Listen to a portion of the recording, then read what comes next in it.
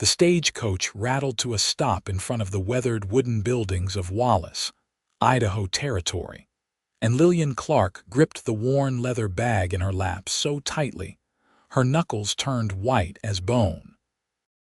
She had traveled nearly 3,000 miles from Boston to marry a man she had never met, a rancher named Orion Matthews, who had promised in his letters to provide for her in exchange for companionship and household management. The letters had been formal, distant, and Lillian had read between every carefully penned line the same coldness she had known all her life. Her father had been a harsh man, quick with his fists and slow with affection. Her brief employment as a governess had ended when the master of the house had made advances she firmly rejected, leading to her dismissal without references. At 23 years old, with no family left and no prospects, becoming a mail-order bride had seemed like her only option for survival. The September air carried the scent of pine and distant wood smoke as she stepped down from the coach, her traveling dress dusty from the long journey. Wallace sprawled before her in the mountain valley, a mining town that had sprung up with the silver rush just a few years prior in 1884. Buildings lined the muddy main street, their false fronts painted in fading colors. Men in rough clothes moved between the saloons and mercantile, their voices carrying in the thin mountain air. "You, Miss Clarke?" A gruff voice made her turn. An older man with a weathered face and a sheriff's badge stood beside a younger man who took her breath away, despite her best efforts to remain detached. Orion Matthews stood well over 6 feet tall, with shoulders broad enough to block out the afternoon sun. His hair was dark brown, almost black, and hung slightly too long beneath his worn hat. His eyes were an unexpected pale green, like new spring grass, and they held an expression she could not quite read. He was perhaps 28 or 30, with a face that might have been handsome if not for the deep lines of exhaustion carved around his eyes and mouth. "I am Lillian Clarke," she said, forcing her voice to remain steady. "Are you Mr. Matthews?" "I am." His voice was deep and quiet, almost gentle. "Thank you for coming all this way. I know it was not an easy journey." The kindness in his tone surprised her so completely that she found herself staring at him, searching for the catch, the hidden cruelty that surely lurked beneath. Men were not kind without reason. Her father had taught her that with his fists. Her former employer had taught her that with his unwanted attention. "The Reverend is waiting at the church," the sheriff said, looking between them with obvious curiosity. "Best get this done before sundown." Orion nodded and reached for her bag. Lillian jerked it back instinctively, then felt foolish when she saw the flash of hurt in his eyes. But he simply lowered his hand and gestured toward a small white building at the end of the street. "Whenever you are ready, Miss Clarke." They walked in silence through the town. Lillian noticed how people watched them, some with interest, some with something that looked almost like pity. She saw 2 women standing outside the general store whispering behind their hands. Her spine stiffened. She had endured gossip before. She could endure it again. The church was simple inside, with rough wooden pews and a plain cross hanging above the altar. The Reverend Davies was a middle-aged man with kind eyes who smiled warmly at them both. "Mr. Matthews, Miss Clarke, welcome. I understand you wish to be married today." "Yes, sir," Orion said. He turned to Lillian, and his expression was careful, controlled. "Unless you have changed your mind. I would understand if you wish to take some time, perhaps stay at the boarding house for a few days and get to know the town before we proceed." Again that unexpected kindness, that offering of choice.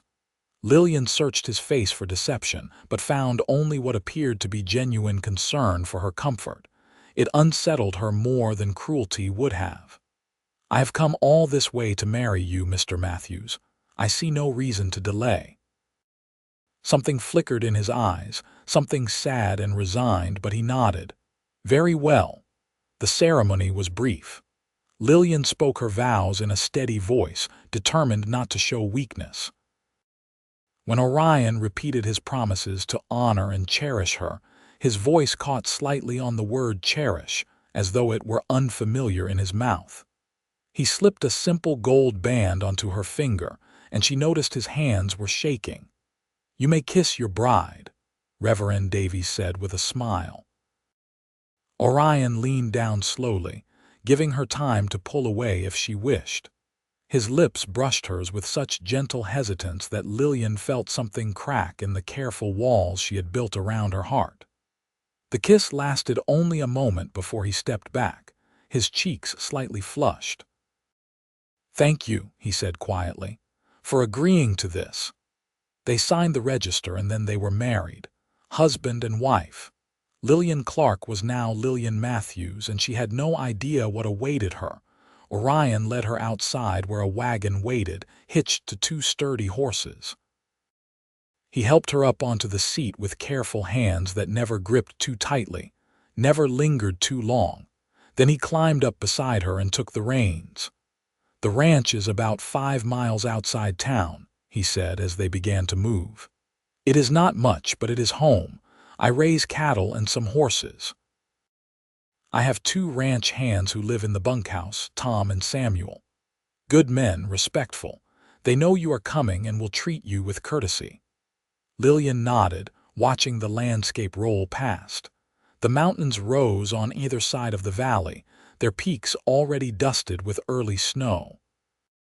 Ponderosa pines covered the slopes, and the late afternoon sun painted everything in shades of gold and amber.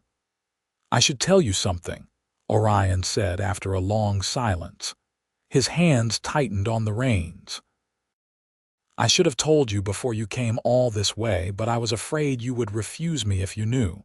Here it comes," Lillian thought, the truth beneath the kindness. She braced herself. "I was married before," he continued, his voice rough with emotion. "Her name was Mary. She died 2 years ago in childbirth. The baby died too, a daughter. We had only been married for a year." Lillian turned to look at him fully. His jaw was clenched tight and his eyes remained fixed on the road ahead. "I am sorry for your loss," she said, and meant it. Whatever she had expected, it was not this depth of grief still so clearly visible in every line of his face. "I loved her very much," Orion said. "I want you to know that I do not expect you to replace her. I do not expect you to love me. I need help with the ranch, someone to manage the household, and I can offer you security and protection in return. That is the arrangement, and I will hold to it. You will have your own bedroom. I will not force myself upon you. You have my word." The speech sounded rehearsed, as though he had practiced it many times during the days waiting for her arrival. Lillian sat very still, processing this information. A marriage in name only. A business arrangement. It should have relieved her. Instead, she felt an unexpected pang of disappointment that she quickly pushed aside. "I understand," she said. "Thank you for your honesty." They rode the rest of the way in silence. The ranch appeared as they crested a small rise, and Lillian felt her breath catch. A sturdy 2-story house sat in a clearing surrounded by tall pines. It was built of logs, weathered but well-maintained, with a wide porch that wrapped around the front. Behind it stood a large barn, a stable, and several other outbuildings. Cattle grazed in fenced pastures that stretched toward the mountains. It was beautiful in a wild, untamed way that stirred something in her chest. "It is lovely," she said softly. Orion glanced at her in surprise, as though he had expected criticism. "Mary always said she wanted to plant flowers along the porch," he said, then fell silent, as if regretting the mention of his late wife. He stopped the wagon in front of the house and helped Lillian down. 2 men emerged from the barn, wiping their hands on their trousers. One was young, perhaps 20, with sandy hair and a friendly face. The other was older, maybe 40, with a grizzled beard and assessing eyes. "Tom, Samuel, this is my wife, Lillian Matthews," Orion said. "Please treat her with the respect she deserves as mistress of this household." "Madam," they both said, tipping their hats. "I am pleased to meet you both," Lillian said, mustering her most dignified tone despite her exhaustion. Orion carried her bag into the house and Lillian followed, stepping into a front room that served as both parlor and dining area. The furniture was simple but well made. Everything was clean but stark, as though no one had cared enough to make it a home in a very long time. An iron stove sat in one corner, radiating warmth. Stairs led up to the second floor. "The kitchen is through there," Orion said, gesturing to a doorway. "There is a hand pump inside, which makes things easier in winter. Your bedroom is upstairs, first door on the right. Mine is at the end of the hall. There is also a small spare room that Mary had hoped to use as a nursery." His voice cracked on the last word, and Lillian saw him swallow hard. "Let me show you upstairs," he continued, picking up her bag again.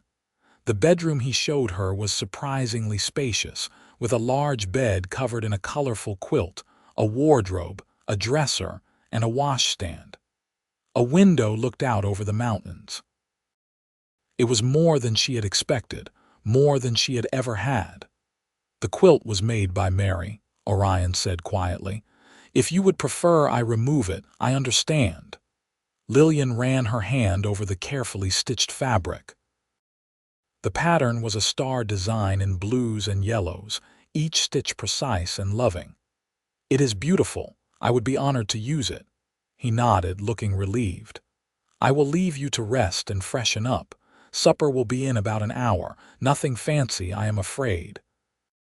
"I am not much of a cook, but I can manage basic meals." After he left, closing the door softly behind him, Lillian sank onto the bed and let herself breathe. She had expected so many things, but not this. Not a grieving widower who spoke with such gentleness. Not a beautiful ranch in the mountains. Not kindness where she had braced herself for cruelty. She unpacked her few belongings and washed her face in the basin on the washstand. The water was cold and refreshing. She changed from her traveling dress into a simpler day dress and brushed out her dark brown hair, rebraiding it and coiling it at the nape of her neck. Her reflection in the small mirror showed a woman with gray eyes that had seen too much hardship, a mouth that had forgotten how to smile easily, and a face that was pleasant enough but unremarkable. When she descended the stairs, she found Orion in the kitchen, stirring something in a pot on the stove. He had removed his hat, and she could see his hair was slightly wavy. He had rolled up his shirt sleeves, revealing strong forearms tanned from outdoor work. "I hope you like stew," he said without turning around. "It is about all I can make that is reliably edible." "I am sure it will be fine. May I help? You have traveled for days. Please sit and rest." But Lillian could not sit idle. She moved into the kitchen and began slicing the bread she found wrapped in cloth on the counter. Orion watched her from the corner of his eye but said nothing. They ate at the simple wooden table, sitting across from each other in awkward silence. The stew was indeed basic, but it was hot and filling. Lillian realized she had not eaten since early that morning and found herself genuinely hungry. "Tomorrow I can take over the cooking," she offered, "and the cleaning and washing. That is part of our arrangement." "There is no rush," Orion said. "Take a day or two to settle in." "I am not afraid of hard work, Mr. Matthews." "Orion," he said. "Please call me Orion, and I know you are not afraid of work. I can see that in you, but marriage should not feel like a prison sentence from the first day." The comment startled her into meeting his eyes. "Did your first marriage feel like a prison sentence?" "No," he said softly. "It felt like a gift I did not deserve and lost too soon." Lillian had no response to such raw honesty. She looked down at her bowl and continued eating. After supper, Orion insisted on washing the dishes while Lillian dried and put them away. She learned where things were kept in the kitchen, noting what supplies were running low and what she might need from town. Her mind was already organizing, planning, falling into the familiar comfort of tasks and duties. "I usually check on the animals one more time before bed," Orion said, drying his hands on a towel. "You are welcome to join me if you would like to see the property, or you can retire upstairs. Whichever you prefer." Lillian was exhausted, but something made her say, "I would like to see the animals." They walked out into the cool evening air. The sun had set behind the mountains, painting the sky in deep purples and oranges. Stars were beginning to appear, more stars than Lillian had ever seen in Boston. The Milky Way stretched across the heavens like a river of light. Orion led her to the barn where several horses stood in their stalls. He checked their water and feed, speaking softly to each animal. His gentleness with them was evident in every movement. "This is Copper," he said, stroking the nose of a large chestnut gelding. "He is my riding horse, and this is Willow. She was Mary's mare." The gray mare pushed her head against Orion's chest, and he wrapped his arms around her neck, his face hidden for a moment. When he stepped back, Lillian pretended not to notice the moisture in his eyes. "You ride?" he asked. "I never learned. There was no opportunity in Boston." "I could teach you if you would like.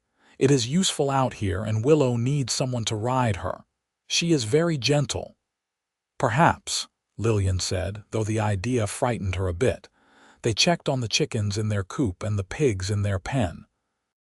Orion moved through these evening chores with practiced ease, clearly following a routine he had maintained for years.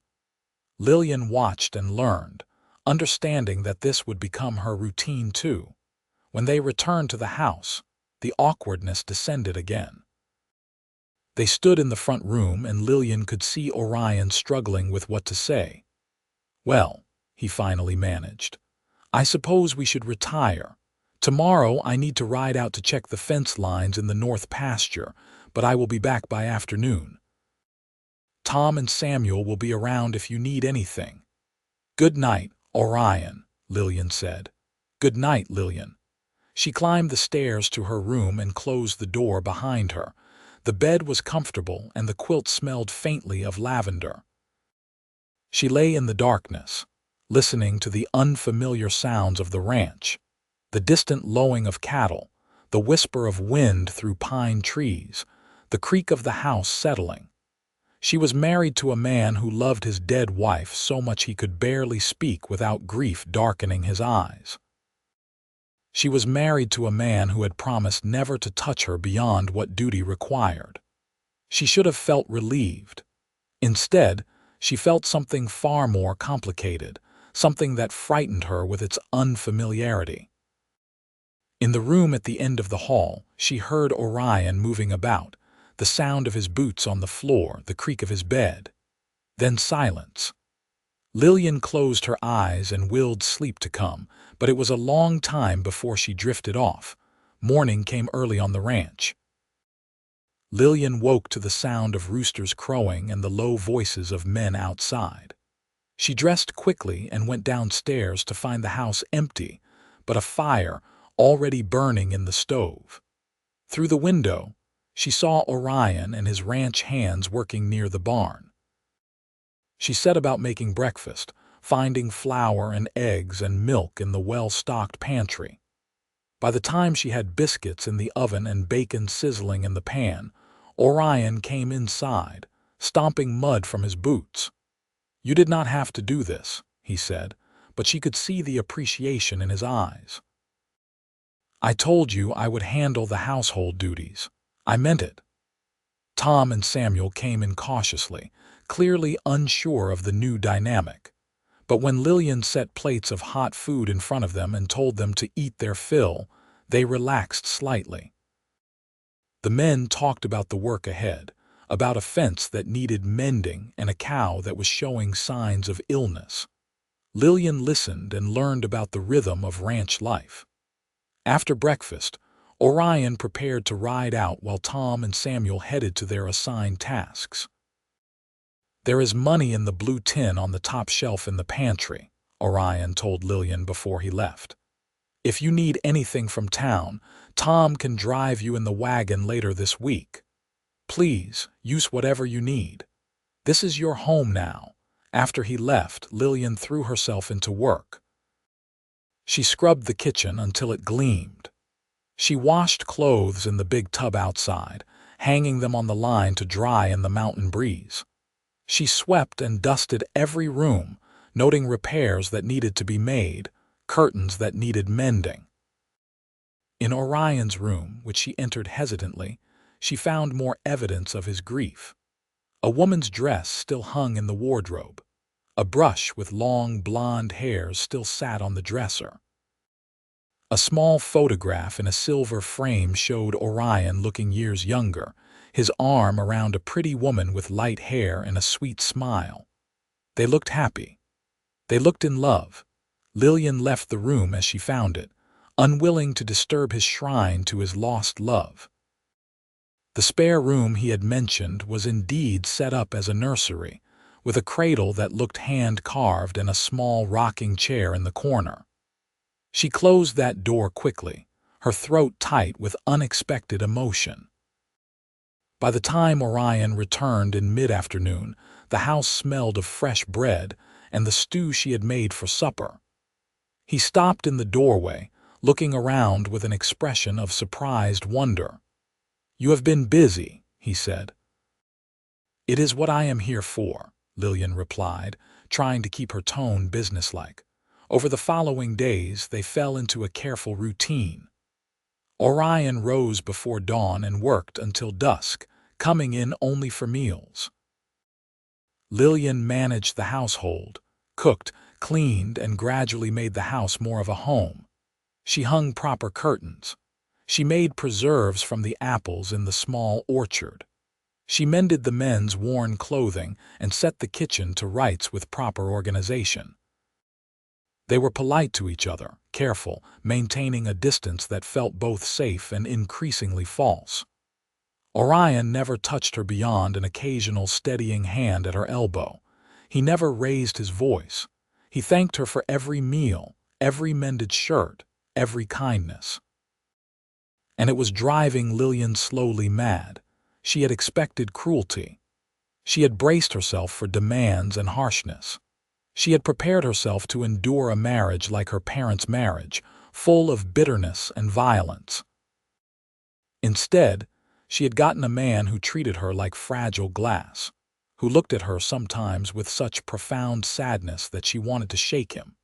3 weeks after her arrival, Lillian was in the barn collecting eggs when she heard voices raised in the yard. She came out to see a man she did not recognize talking with Orion near the house. The stranger was tall and rough-looking, with a scar down one cheek and eyes that made her skin crawl. "I told you last time, Curtis, I do not want to sell," Orion was saying, his voice hard. "Matthews, you are a fool. That north pasture borders my land and I am willing to pay good money for it. You cannot work this whole spread alone." "I am not alone, and the answer is still no." Curtis's eyes shifted to Lillian, and she saw his expression change to something calculating and unpleasant. "So this is the new wife I heard about. Pretty thing. Bet she did not know what she was getting into, marrying a man still mourning his dead wife." Orion stepped between Curtis and Lillian, his whole body tense. "Get off my land, now." "I will go," Curtis said with an ugly smile, "but my offer stands. When you finally accept that you are in over your head, you know where to find me." He rode off, and Orion stood watching until he disappeared from sight. Then he turned to Lillian, his face concerned. "Are you all right? Did he frighten you?" "Who is he?" Grant Curtis. "He owns the ranch to the north. He has been trying to buy up smaller properties to expand his holdings. He is not a good man, Lillian. If you ever see him when I am not around, go inside and lock the doors. I am not afraid of him, Lillian said, though this was not entirely true. Good, but still be careful. That night at supper, Lillian found herself watching Orion more closely. He looked tired, lines of strain around his eyes. She had seen the ranch accounts, had noticed how carefully every penny was managed. "Is the ranch in financial trouble?" she asked suddenly. Orion looked up in surprise. "What makes you ask that? I am not blind. I see how hard you work. I see how you count every expense. Curtis mentioned you working this spread alone." He sighed and set down his fork. "The ranch is managing, but it is not easy. I had to let go of 2 hands after Mary died because I could not afford to keep them. Tom and Samuel work for wages lower than they deserve because they are loyal, but it is not fair to them. If I could expand the herd, we would do better, but that requires capital I do not have. What about the north pasture Curtis wants? It is the best grazing land I have. Selling it would solve the immediate problem but create larger ones in the future. Besides, I do not want to give that man anything." Lillian nodded slowly, thinking. "Then we need to find other ways to bring in income. I am your wife. Your problems are now my problems, whether you intended that or not." Something flickered in Orion's eyes, something warm and surprised. "I appreciate that, but I do not know what else we can do." "Let me think on it," Lillian said. Over the next few days, she did think on it. She noticed how some of the neighboring ranchers had no women to cook or clean for them. She saw the quality of the vegetables in her garden. She realized the chickens were producing far more eggs than the household could use.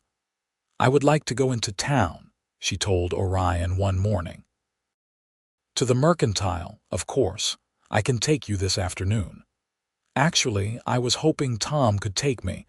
I know you need to work on the irrigation project in the East Field." Orion hesitated, then nodded. "If you are comfortable with that." Tom drove her into Wallace in the wagon, and Lillian went directly to the mercantile. The owner, a friendly man named Mr. Peterson, greeted her warmly. "Mrs. Matthews, what can I do for you today?" "I have a business proposition," Lillian said. "I have fresh eggs, more than we can use. I also have vegetables from the garden, and I am a good baker. I would like to sell these items through your store on consignment." Mr. Peterson looked surprised but interested. The eggs would sell well, certainly, and good bread is always in demand. "What percentage were you thinking?" They negotiated terms, and Lillian left with an agreement that felt like a small victory. She made 2 more stops, at the boarding house and at the saloon, offering to do laundry and baking for reasonable rates. When she returned to the ranch, Orion was washing up at the pump. He looked at her curiously. "You have a strange expression on your face," he said. "I just secured 3 sources of additional income for the household," Lillian said, trying not to sound too proud. She explained her arrangements, and Orion's face transformed. He smiled, a real genuine smile that reached his eyes and made him look years younger and heartbreakingly handsome. "That is brilliant," he said. "Lillian, that is absolutely brilliant. Why did I not think of that?" "Because you were too busy trying to do everything yourself," she said gently. He looked at her for a long moment, something shifting in his expression. "Thank you," he said quietly. "Truly." That night, as Lillian kneaded bread dough for the next day's deliveries, Orion came into the kitchen and stood watching her work. "Can I help?" he asked. "Do you know how to bake bread?" "No, but I can learn." They worked side by side, and Lillian showed him how to knead the dough properly. Their hands brushed occasionally, and each time Lillian felt a jolt of awareness that she tried to ignore. When they finished, Orion's hands were covered in flour and he had a smudge on his cheek. Without thinking, Lillian reached up to wipe it away. He went very still at her touch, his eyes locking with hers. For a moment, the kitchen seemed to shrink around them, the air heavy with something unspoken. Then Orion stepped back, clearing his throat. "I should let you finish up. Good night, Lillian." "Good night," she whispered, her hand still tingling from the brief contact. As autumn deepened into winter, the rhythm of their life together continued. Lillian's baking and eggs sold well in town, bringing in enough extra income that Orion could afford to buy supplies he had been putting off. The ranch began to stabilize financially. But something else was happening too, something neither of them spoke about. The careful distance they had maintained was eroding. They found themselves talking more at meals, sharing stories of their day. Orion began teaching Lillian to ride on Gentle Willow, his hands steadying her in the saddle, his voice patient and encouraging. She learned that he loved books but rarely had time to read. So she began reading aloud in the evenings while he worked on repairing tack or tools. He learned that she could make him laugh with her dry observations about the peculiarities of Wallace's residence.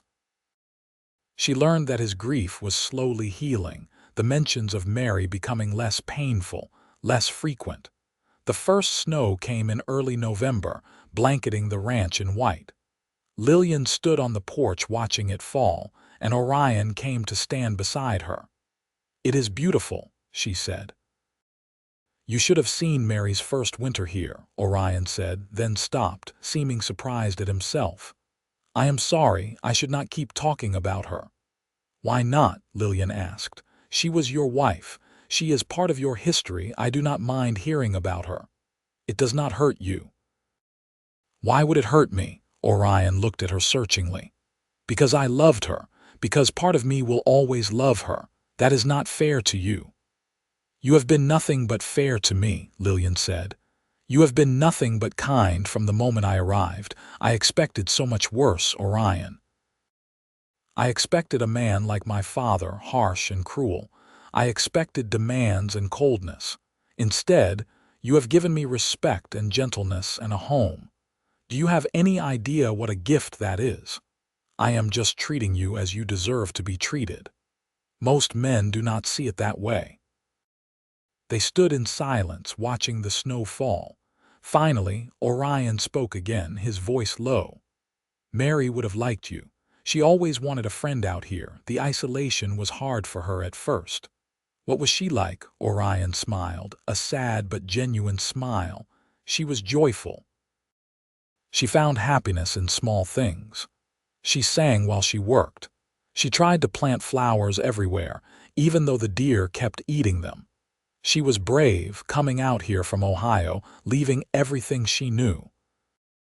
And she was kind, truly kind, not because she had to be, but because she could not help it. She sounds wonderful." "She was," he paused. "But so are you, Lillian, in different ways, but you are." Lillian felt tears prick her eyes. "Thank you for telling me about her." That night, alone in her room, Lillian had to admit a truth she had been avoiding. She was falling in love with her husband. Despite every intention to keep her heart safely guarded, despite knowing he still loved his first wife, despite the carefully maintained boundaries of their marriage of convenience, she was falling hopelessly in love with Orion Matthews. The realization terrified her. Love had never brought her anything but pain. Her father had claimed to love her mother, even as he beat her. Her mother had loved her father with a desperate, broken devotion that had led only to misery. Love was dangerous. Love was a trap, but what she felt for Orion did not feel like a trap. It felt like coming home after a long journey. It felt like safety and warmth and possibility. She could not tell him. Their arrangement was working. They had built a partnership based on mutual respect and practical considerations. Confessing her feelings would only make things awkward and difficult. So she would bury them deep and be grateful for what she had. December brought harder snows and bitter cold. The ranch work became more demanding, with animals to feed and water to keep from freezing. Lillian worried about Orion, who spent hours outside in dangerous conditions. She made sure he had hot meals waiting and warm clothes ready. She began heating bricks in the oven to warm his bed at night, sneaking into his room while he was still outside to slide them between the covers. One evening he came in from a particularly brutal day, his face red with cold, his hands nearly numb. Lillian took one look at him and immediately went into action. She heated water and filled the large tub they used for bathing, setting it near the stove. "Get in," she ordered. "Before you catch your death." "Lillian, I am fine. You are half frozen. Do not argue with me." Orion looked like he might protest further, but then he nodded. "Turn around then." She busied herself at the stove, trying not to think about him undressing just a few feet away, trying not to listen to the splash of water as he climbed into the tub, trying not to imagine what he looked like beneath his clothes. "All right," he said after a moment, his voice strained. "I am decent." She turned to find him sitting in the tub, his knees drawn up, his upper body visible above the water. His shoulders were broad and muscled from years of hard work, and she could see scars here and there, evidence of the dangers of ranch life. She forced herself to look away, stirring the soup on the stove with unnecessary vigor. "Thank you," he said quietly, "for taking care of me." "It is what wives do," she said, aiming for lightness. "Not all wives, not even most wives." She did not know how to respond to that, so she said nothing. They sat in companionable silence, the only sounds the crackling of the fire and the occasional splash of water. "Lillian," Orion said after a while, "can I ask you something?" "Of course." "Why did you agree to become a mail-order bride? You are educated and capable." "You could have found other opportunities." Lillian kept her eyes on the soup. "Not as many as you might think. I was dismissed from my position as a governess because the master of the house made improper advances and I refused him. His wife blamed me, naturally, and spread word that I was of questionable morals. No one would hire me after that. My father had died the year before, leaving only debts. I had nowhere to go and no prospects, so when I saw your advertisement, it seemed like my only option." She heard Orion shift in the water, heard the anger in his voice when he spoke. "He attacked you," he tried. "I fought him off and quit immediately, for which I was punished while he faced no consequences. That is how the world works for women like me. I am sorry that happened to you. You deserved better. We rarely get what we deserve, good or bad." "No," Orion agreed softly. "We do not." Christmas came, and Lillian was determined to make it special despite their limited resources. She made decorations from pine boughs and berries. She baked special treats and saved back a little money to buy small gifts. For Orion, she bought a book she had seen him admiring in the mercantile, a volume of poetry by Walt Whitman. For Tom and Samuel, she knitted warm scarves. On Christmas morning, she woke to find that Orion had surprised her too. In the kitchen sat a beautiful wooden chair, expertly carved with a design of flowers along the back. "I thought you needed a comfortable place to sit while you work in the evenings," he said, looking almost shy. "I have been working on it in the barn when you thought I was just doing chores." Lillian ran her hand over the smooth wood, overwhelmed. "It is beautiful. Orion, this must have taken you weeks. I wanted you to have something special. You have done so much for this ranch for me. You have made this house a home again." She looked up at him, and the emotion in his eyes took her breath away. Without thinking, she stepped forward and hugged him. He went rigid with surprise for a moment, then his arms came around her, tentative at first, then holding her close. They stayed like that for a long moment, and Lillian could feel his heart beating against her cheek, could feel the strength in his arms, could feel the way he rested his chin gently on top of her head. When they finally pulled apart, both of them were breathing unevenly. "Thank you," Lillian whispered. "Thank you," he replied. They shared Christmas dinner with Tom and Samuel, and the house was filled with laughter and warmth. Later in the evening, when the ranch hands had retired to the bunkhouse, Orion and Lillian sat by the fire. She was in her new chair, and he was on the floor with his back against the couch, and she read to him from his new book. The words of Whitman flowed between them, speaking of love and nature and the connection of all things. When she reached a particularly beautiful passage about the binding of souls, her voice faltered. She looked up to find Orion watching her with an expression that made her heart skip. "Lillian," he said, "I need to tell you something." "What is it?" He seemed to struggle with the words. "I find myself thinking about you constantly, wondering what you are doing, looking forward to mealtimes not because I am hungry but because I will see you, listening for your footsteps, finding excuses to be near you. I know this is not what we agreed to. I know I promised you a marriage in name only, but I cannot seem to stop myself from wanting more." Lillian set the book down with trembling hands. "What are you saying?" "I am saying that I think I am falling in love with you. I did not think it was possible. I thought my heart was buried with Mary, but you have somehow brought me back to life. And I understand if you do not feel the same way. I understand if you want to maintain our original arrangement, but I could not keep lying to you or to myself." For a moment, Lillian could not breathe. Then the words tumbled out of her in a rush. "I am already in love with you. I have been for weeks. I was terrified to tell you because I thought you could never love anyone but Mary. I thought I was alone in this feeling." Orion stood up and crossed to her chair in 2 strides. He knelt in front of her, taking her hands in his. "You are not alone. You are not alone in anything anymore." He leaned forward slowly, giving her time to pull away, just as he had on their wedding day. But this time, when his lips met hers, there was nothing hesitant about it. He kissed her with passion and tenderness and longing, and she kissed him back with all the love she had been holding inside. When they finally broke apart, both breathless, Orion rested his forehead against hers. "Will you stay with me?" he asked. "Not as a business arrangement, but as a real marriage, as my true wife in every sense." "Yes," Lillian said. "Yes, 1,000 times yes." He kissed her again, and then he swept her up into his arms, carrying her toward the stairs.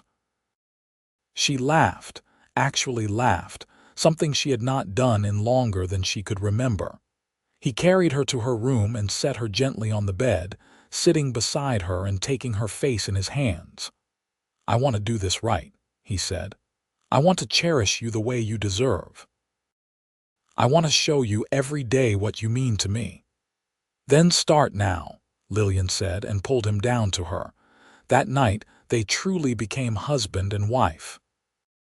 Orion was gentle and patient, clearly concerned with her comfort, and when she told him this was her first time, he slowed even more, making sure every moment was right.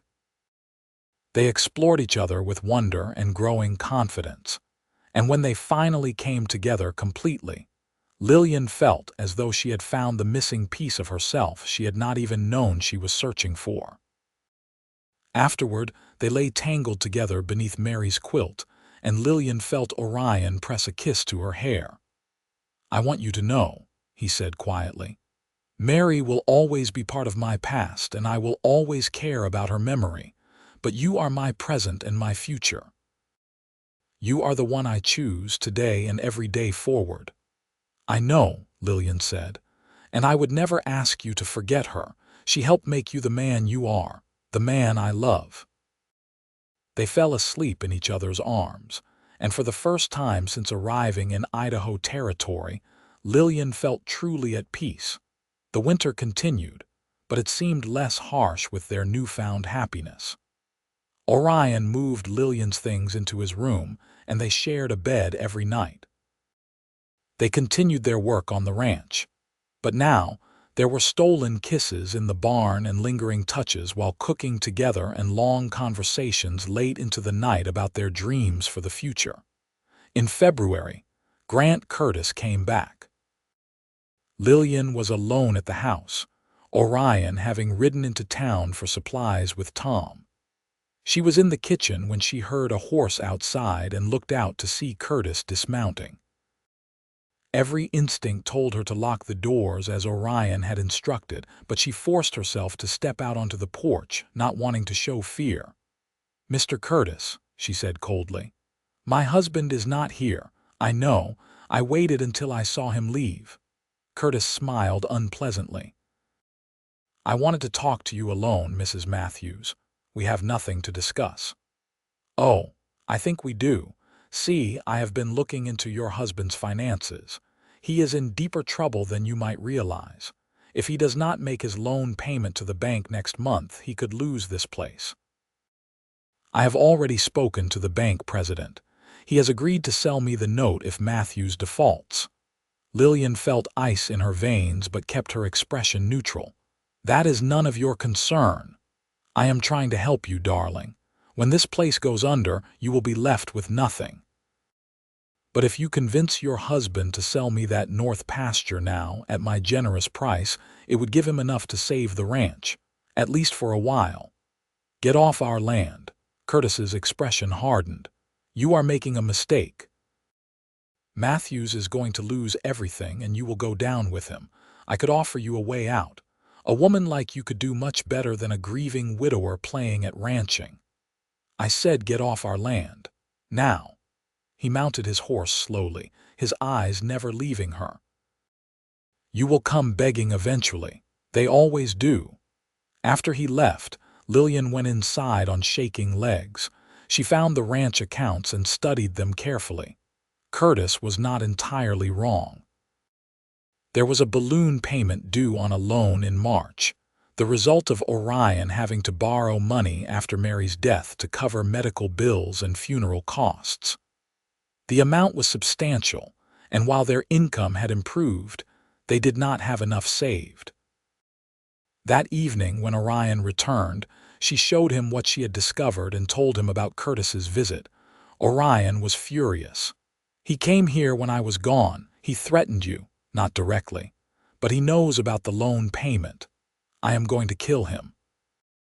"You are not going to do anything rash," Lillian said firmly.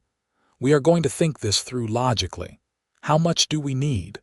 Orion ran his hand through his hair, looking defeated. $800. "I have been trying to save it, but with winter expenses we are still $300 short. I thought maybe I could ask the bank for an extension, but if Curtis has already spoken to them, they will not grant it. They will want to sell him the note and be done with it." Lillian thought hard. "What about my earnings from the baking and eggs?" "That is your money, Lillian. I will not take it from you. It is our money. That is what marriage means. How much is in my account at the mercantile?" They calculated together and realized that with Lillian's savings combined with what Orion had managed to put aside, they were still $150 short. "I could sell Willow," Orion said reluctantly. "She is worth at least that much." "No," Lillian said. "She was Mary's horse." "You love her. There has to be another way." They stayed up late into the night, considering options. Finally, Lillian remembered something. "What about the silver mine?" Orion looked confused. "What silver mine?" "I heard men talking in town. The mines around Wallace are producing well. Several ranchers have found silver on their properties and sold mining rights for good money. There is no silver on this property. Mary and I looked into it when we first needed money." "But did you look everywhere? What about up by the north pasture, near Curtis's border?" "No one has surveyed up there. The terrain is too rough." "Then maybe we should look." Orion seemed skeptical, but the next day, despite the cold, they hiked up into the hills that bordered the north pasture. They searched along the rocky outcroppings, looking for any sign of mineralization. Lillian knew little about what they were looking for, but Orion had learned some basics from other ranchers. They were about to give up when Lillian noticed a strange dark streak in a rock face, partially hidden by snow. "What about that?" Orion climbed up to examine it. He pulled out his knife and scraped at the rock, then pulled away a piece and examined it closely. His expression changed to one of disbelief. "It is silver ore," he breathed. "Lillian, this is definitely silver ore, and look at the size of this vein." They marked the location and hurried back to the ranch. Orion immediately sent Tom into town to fetch a surveyor he knew. Within 2 days, the surveyor had confirmed that there was indeed a significant silver deposit on the Matthews property, located almost entirely on the north pasture that Curtis had been so eager to buy. "No wonder he wanted that land," Orion said grimly. "He must have had it surveyed somehow, seen what was there. He was trying to cheat us." The surveyor helped them file the proper claims, and within a week, they had sold the mining rights to a reputable mining company for $4,000, with an agreement for ongoing royalties from whatever was extracted. When the bank payment came due, Orion walked into the bank with the full amount plus enough to pay off the entire remaining balance of the loan. The bank president looked shocked and disappointed, clearly having expected the default that would have let Curtis take over. Word spread quickly through Wallace about the Matthews' good fortune. Grant Curtis left town shortly after, whether from embarrassment or anger, no one knew. With their financial troubles solved, life on the ranch became easier. Orion was able to hire back one of the hands he had let go, and they expanded the cattle herd. Lillian continued her baking business because she enjoyed it, and the income went into savings for their future. Spring came, and with it new life everywhere.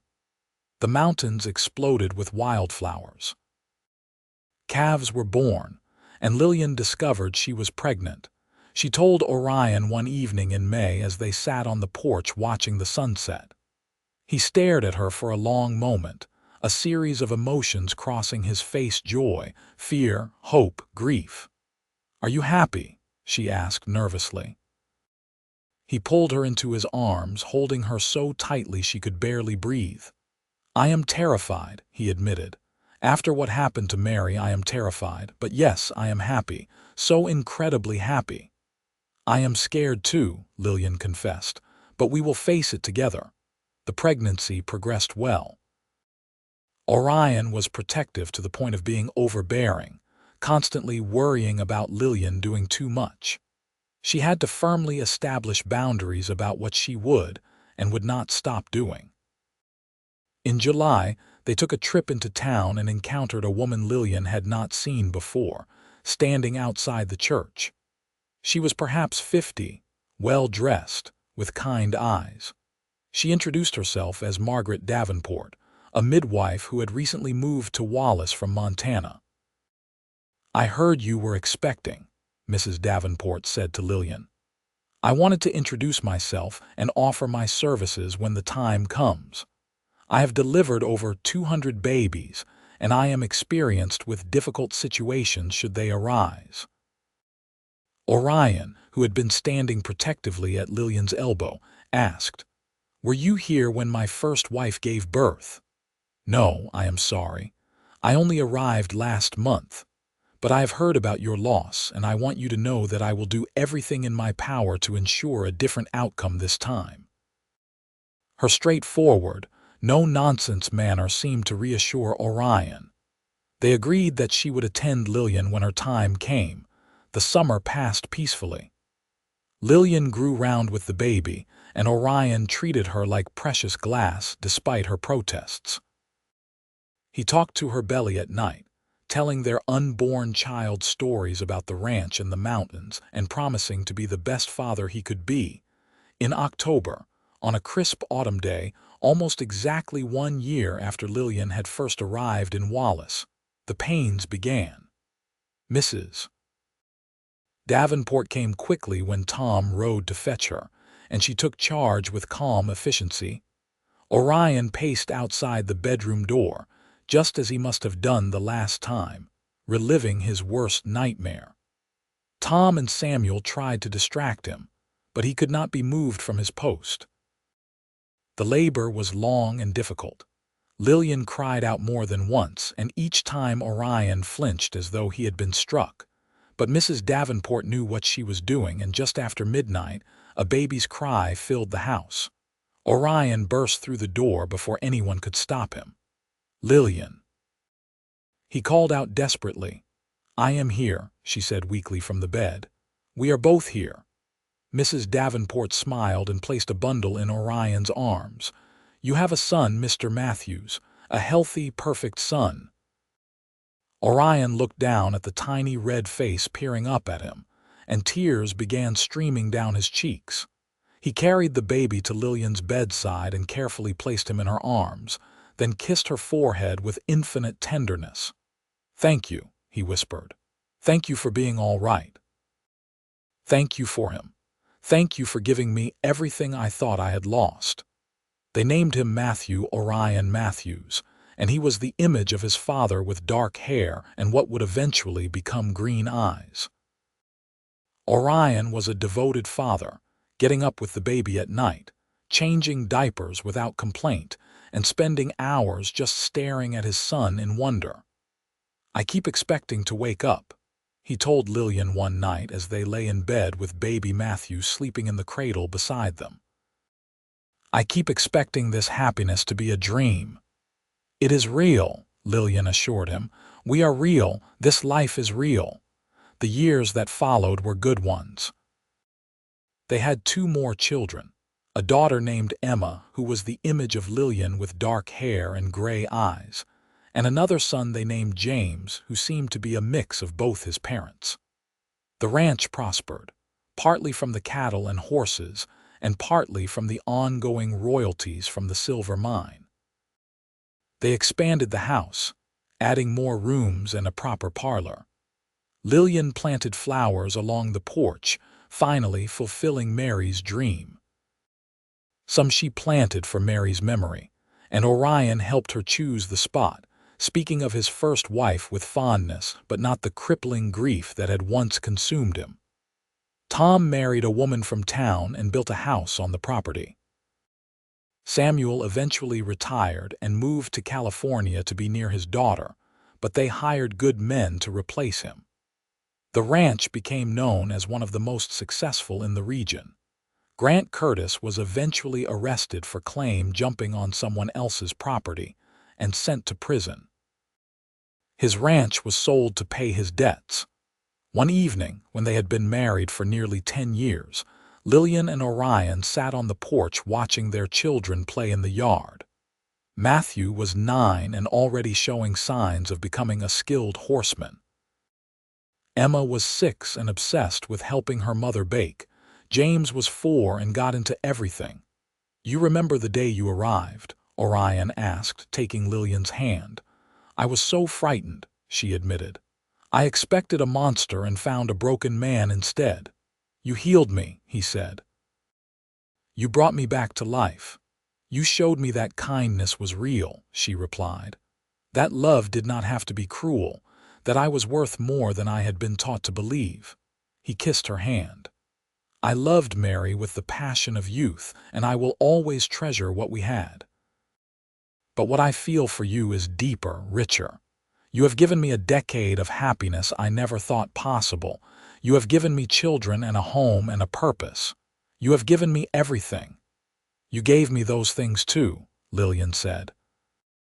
"You gave me safety and respect and a love that grows stronger every day. You gave me forever." "Forever is not long enough," Orion said, pulling her close. As the sun set over the mountains, painting the sky in brilliant shades of orange and pink, they held each other and watched their children play. The past, with all its pain and loss, had shaped them both. But it was the present, built on kindness and trust and hard work, that defined them now. The years continued to pass gently. Matthew grew into a young man who shared his father's love of the land and his mother's business sense. He would eventually take over the ranch, running it with wisdom and integrity. Emma became a teacher in Wallace, educating the town's children and never marrying, finding fulfillment in her independence and her work. James inherited his father's gentle nature and became a veterinarian, caring for the animals throughout the valley. But all of that was still to come. For now, Lillian and Orion simply lived each day with gratitude for what they had found together. The mail-order bride who had arrived expecting cruelty had instead found kindness.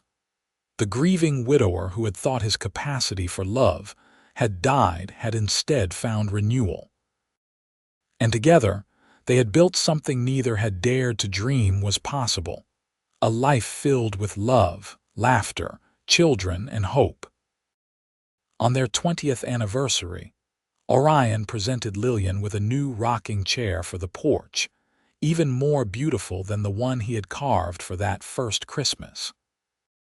This one had both their initials carved into the back, along with the date of their wedding and the words that had become their private motto: kindness first, forever after. They had built their forever from the ashes of past sorrows, and it was more beautiful than either of them could have imagined on that September day in 1884 when a frightened woman stepped off a stagecoach and into the arms of a destiny neither of them had expected. She had showed him forever, and he had showed her kindness, and together they had created a love story for the ages in the wild mountains of Idaho Territory.